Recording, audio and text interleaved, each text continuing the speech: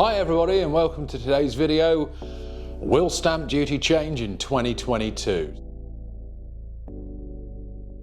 Grab yourselves a cup of tea and let's get on with today's discussion. So this is the hot topic of the moment. Is stamp duty going to change in 2022? Well, the answer is probably. Late in 2021, HMRC published this consultation document on proposed changes to the mixed use property rules and multiple dwellings relief. And if you've watched any of our earlier videos, you'll know currently if you buy a property that has any element of non-residential or is not suitable for use as a dwelling, then you don't pay the higher residential rates of SDLT.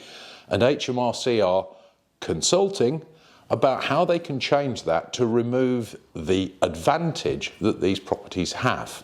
One of the things they're proposing, and we're going to do a detailed commentary on this and a detailed explanation, which will be in the blog, click on the link below, is that we're going to be required to split out the non-residential elements of the property and only pay the lower non-residential rates on that part. And in their consultation document, they give an example of a house at 3.5 million where the tax nearly doubles from 161,000 to 320,000. But here's the good news, even if they do implement those changes, properties over £1 million in this country, whilst they contribute significantly to the SDLT yield, only represent 2% of all property.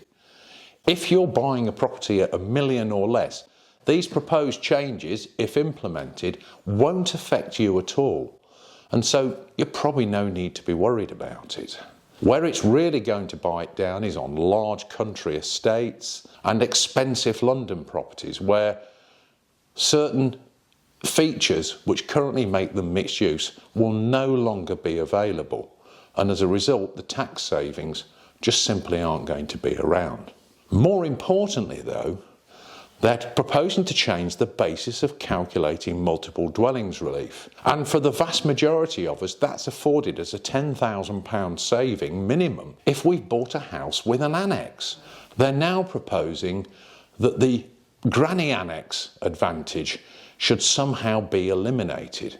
And what they're suggesting is that any house with an annex where the annex is worth less than 1/3 of the main house won't be eligible for multiple dwellings relief. Now this could cost the average annexed house owner anything from £10,000 to £87,000 on the most expensive properties. And whilst the consultation document talks about supporting keeping families together and keeping dependent relatives with their families, it's clear that the revenue don't like the tax advantage that these properties have. But I would stress this, it's not an advantage for certain taxpayers, it's an advantage for certain properties.